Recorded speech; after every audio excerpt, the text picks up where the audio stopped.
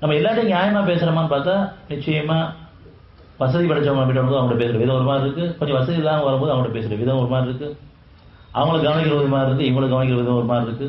எல்லாம் இறைவனா இருக்கலாம். உண்மையிலேயே உணவுக்கு இல்லாதவங்க வர்றாங்கன்னு சொன்னா அது கஷ்டத்துக்கு வந்தாங்கன்னு சொன்னா அந்த அளவுக்கு அவங்களுக்கு தான் நிரப்பமா கவனிக்கணும். ஆனா நம்ம எப்படி கவனிக்கிறோம்? நம்ம குடும்பங்கள்ல நம்ம சொந்த பந்தங்களோ அல்லது நமக்கு நெருக்கமானவங்களோ வசதி வாய்ப்பு கொடுக்கும்போது அவங்களுக்கு பல விதமான உணவுகளை செஞ்சு வச்சுட்டு வந்து சாப்பிடுங்கன்னு நிர்பந்தப்படுத்துறோம். சாப்பிட முடியுமா இருந்த கூட சாப்பிட்றவங்களுக்கு நம்ம உணர்வாக கொடுக்குறது எப்போ எழுந்து போவாங்கிற அளவுக்கு முடிஞ்ச அளவுக்கு வந்தாவே அவாய்ட் பண்ணிடுவோம். யாருக்கு தேவையோ தேவையுடையவங்களுக்கு நம்ம நிரப்பமாக கொடுக்கணும், உணர்வாக கொடுக்கணும், உலகத்தோடு கொடுக்கணும்.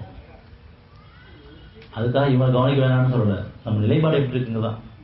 யார் வந்தாலும் சரி, செல்வந்தர் வந்தாலும் சரி, ஏழைகள் வந்தாலும் சரி, நெருக்கமான வந்தாலும் சரி, தெரியாத வந்தாலும் சரி, நம்ம அந்த நேரத்துக்கு என்ன பண்ண முடியுமோ உணர்வாக செஞ்சோம். அவங்களும் மனிதர்கள் தான். ஆனால் பெரும்பாலும் அப்படி இருக்கிறோமா?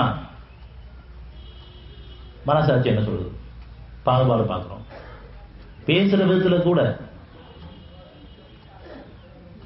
உங்ககிட்ட எதுவுமே இல்லைன்னா கூட உங்களை தேடி ஒருத்தவங்க வரும் பொழுது என்ன சொல்றது? நீங்க கனிவான பேச்சை பேசுங்க. 17 28 என்னால் முடியாமல் இருக்குது, உடல் கஷ்டமாக இருக்கலாம், அல்லது என்னுடைய பொருளாதார கஷ்டமாக இருக்கலாம், அடுத்த தேவைக்கு என்னன்னு தெரியாமல் இருக்கலாம்.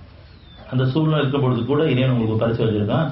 நீர் உங்களுடைய இறைவன் அருளை ஆதரவை வைத்து எதிர்பார்க்கும் சமயத்தில் அவர்களை நீர் புறக்கணிக்கும்படி நேரிட்டால் அவளிடம் கனிவான அன்பான சொல்லியே சொல்கிறார்கள். நம்ம சொல்றோமா?